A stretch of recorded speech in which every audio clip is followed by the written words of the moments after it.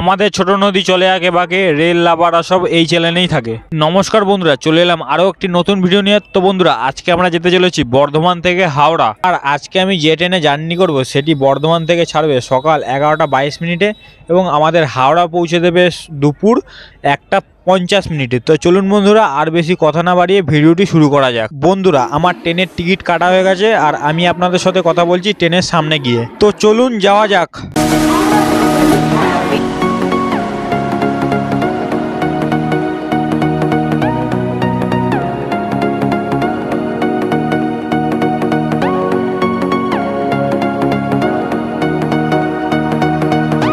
তো আজকে আমাদের ট্রেনে রেক দিয়েছে 13,000 সিরিজের ব্যান্ডেল কারশেডের পুরনো আইসিএফ ইস্টার্ন রেলওয়ের রেক। তো চলুন, ট্রেন ছাড়ার পরে আমি আপনাদের সাথে কথা বলছি। তো বন্ধুরা, আমাদের ট্রেন তার নির্দিষ্ট সময় থেকে 1 মিনিট লেটে বর্ধমান স্টেশন থেকে ছাড়লো। আর বর্ধমান ছাড়ার পর আমাদের ট্রেনের হল্ট আসবে গাংপুর, আর গাংপুরকে স্কিপ করে আমি আপনাদের সাথে কথা বলবো শক্তিগড়ে। তো আমাদের ট্রেন এসে পৌঁছলো আমাদের যাত্রাপথের সেকেন্ড হল্ট শক্তিগড়। আর শক্তিগড়ের স্টেশন কোড হলো SKG। আর শক্তিগড় অবস্থিত পূর্ব বর্ধমান জেলায় এবং শক্তিগড়ের ডিভিশন হচ্ছে হাওড়া ডিভিশন। আর শক্তিগড়ের পাশ থেকে বয়ে চলে গেছে ভারতের 2 নম্বর জাতীয় সড়ক অথবা দুর্গাপুর এক্সপ্রেসওয়ে। আর যেটা থেকে আপনারা চলে যেতে পারবেন উত্তর বাংলা, দক্ষিণ বাংলা, দুই বাংলাতে চলে যেতে পারবেন। এছাড়াও আপনারা সমগ্র ভারতবর্ষে ছড়িয়ে যেতে পারবেন। এছাড়াও শক্তিগড় সম্বন্ধে বলতে গেলে শক্তিগড়ের ল্যাংচা মিষ্টি কিন্তু অনেক বিখ্যাত, গোটা বাংলা জুড়ে কিন্তু এর সুনাম রয়েছে। আর শক্তিগড় ছাড়ার পর আমি আপনাদের সাথে কথা বলবো মেমারিতে।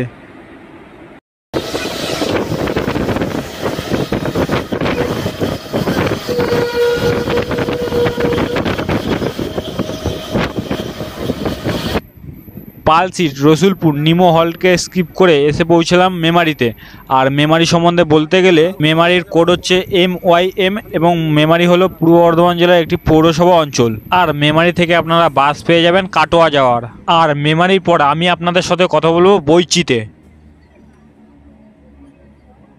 তো বন্ধুরা, বাগিলা, দেবীপুরকে স্কিপ করে আমি এসে পৌঁছলাম এখন বইচি এবং বইচি স্টেশন কোড হলো BOI। আর বইচি হুগলি জেলায় অবস্থিত এবং বইচির ডিভিশন হচ্ছে হাওড়া ডিভিশন। আর বইচি সম্বন্ধে বলতে গেলে বইচিতে আছে পুরনো জমিদার বাড়ি এবং বইচির রাখাল রাজা মন্দির আর জগৎ গৌরীর মন্দির বিখ্যাত। আর বইচির পরে আসবে বইচিগ্রাম এবং তারপরে আসবে সিমলাগড়। আর আমি এই দুটো স্টেশনকে স্কিপ করে আমি আপনাদের সাথে কথা বলবো পান্ডুয়াতে। তো বন্ধুরা, দেখতে না দেখতে আমি এসে পৌঁছলাম পান্ডুয়া। আর পান্ডুয়া স্টেশন কোড হচ্ছে PDA। আর পান্ডুয়াতে আছে পান্ডুয়া মিনার, যেটি 1340 সালে শাহ সাইফুদ্দিন জয়ের প্রতীক হিসেবে স্থাপিত করে। এবং এখানে আছে বিখ্যাত মতুয়া গোসাই হরষদ গোসাইয়ের আশ্রম।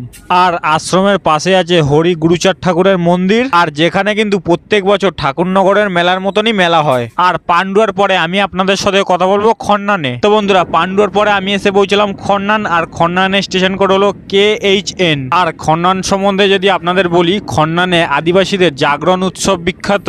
আর এছাড়াও খন্নানের ইটাচুনা রাজবাড়িও কিন্তু বিখ্যাত। আর এই ইটাচুনা রাজবাড়ি 200 বছরেরও পুরনো রাজবাড়ি। আর এই ইটাচুনা রাজবাড়িতে কিন্তু আপনারা রুম বুকিং করেও থাকতে পারেন। এর জন্য আপনাদের রাজবাড়ির ওয়েবসাইটে এসে আপনাদের হোটেল যেমন বুকিং করে সেইভাবে বুকিং করে থাকতে পারেন। যাই হোক, খন্নানের পরে আমি আপনাদের সাথে কথা বলবো মগরাতে।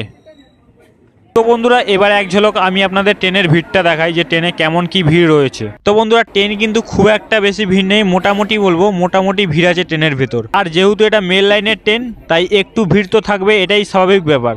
আর বন্ধুরা, খন্নান ছাড়ার পর তালান্ডুকে স্কিপ করে আমি এসে পৌঁছলাম মগরাতে। আর মগরা স্টেশন কোড হলো MUG। আর মগরা সম্বন্ধে আপনাদের যদি বলি, মগরার বুক চিরে চলে গেছে GT রোড, আর যেটি কিন্তু একটি পুরনো একটি রোড। আর এটি নির্মাণ করে হচ্ছে শেরশাহ। আর সামনেই সরস্বতী পুজো আসছে, আর মগরারও সরস্বতী পুজো কিন্তু অনেক বিখ্যাত। আর মগরার পরে আমি আপনাদের সাথে কথা বলবো আমাদের যাত্রাপথে একটি গুরুত্বপূর্ণ হল্ট ব্যান্ডেল জংশনে।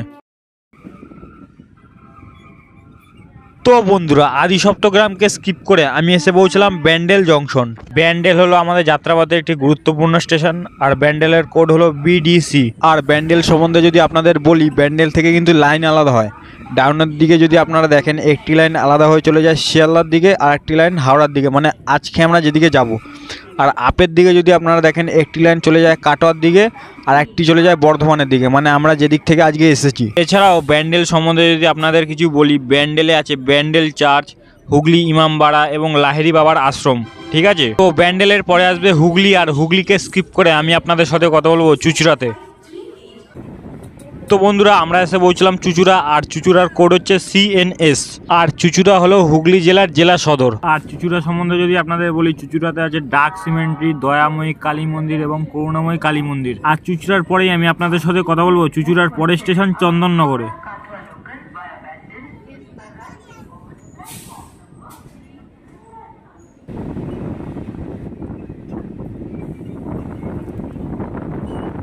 তো বন্ধুরা আমরা এসে পৌঁছলাম চন্দননগর, আর চন্দননগরে কোড হলো CGR। আর এই চন্দননগর সম্বন্ধে যদি আপনাদের একটু বলি, চন্দননগর কিন্তু একটা সময় পর্তুগিজদের দখলে ছিল। আর এই চন্দননগর শহরে যদি আপনারা আসেন তাহলে কিন্তু সেই পর্তুগিজদের তৈরি করা নানা ছোট বড় ইমারত কিন্তু আপনাদের চোখে পড়বে। এছাড়াও চন্দননগর বিখ্যাত তার আলোকসজ্জার জন্য এবং জগদ্ধাত্রী পুজোর জন্য। আর চন্দননগরের পর আমি আপনাদের সাথে কথা বলবো শেওড়াফুলিতে। তো আমরা এসে পৌঁছলাম আমাদের যাত্রাপথে 23তম হল্ট শেওড়াফুলি, আর শেওড়াফুলি স্টেশন কোড হলো SHE।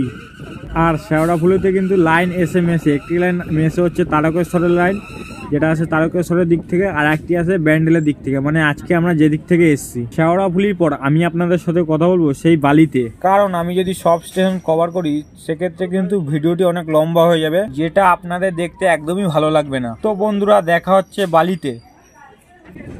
তো বন্ধুরা আমরা এসে পৌঁছলাম বালি, আর বালির কোড হচ্ছে BYL। আর বালি সম্বন্ধে যদি আপনাদের বলি, বালি থেকে কিন্তু বর্ধমান কট লাইন এবং বর্ধমান মেল লাইন আলাদা হয়ে যায়। এছাড়াও বালি হলো হাওড়া জেলার এই লাইনের প্রথম স্টেশন, এবং বালির উপরেই আছে বালি হল স্টেশন, আর সেখান থেকে আপনারা ট্রেন ধরে চলে যেতে পারবেন শিয়ালদাতে। আর বালির পরে আমি আপনাদের সাথে কথা বলবো আমাদের ডেস্টিনেশন হাওড়াতে। তো বন্ধুরা আমাদের ট্রেন এখন ঢুকছে হাওড়া, আর আমি আপনাদের সঙ্গে ট্রেন থেকে নেমে তারপরে কথা বলছি।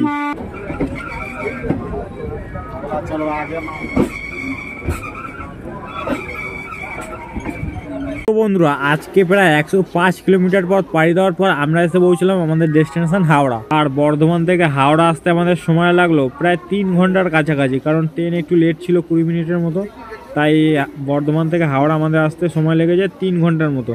তো বন্ধুরা এই ছিল আজকের ভিডিওটি ভালো লেগে থাকলে একটি লাইক, চ্যানেলটি সাবস্ক্রাইব। দেখা হচ্ছে পরের ভিডিওতে। জয় হিন্দ, জয় বাংলা।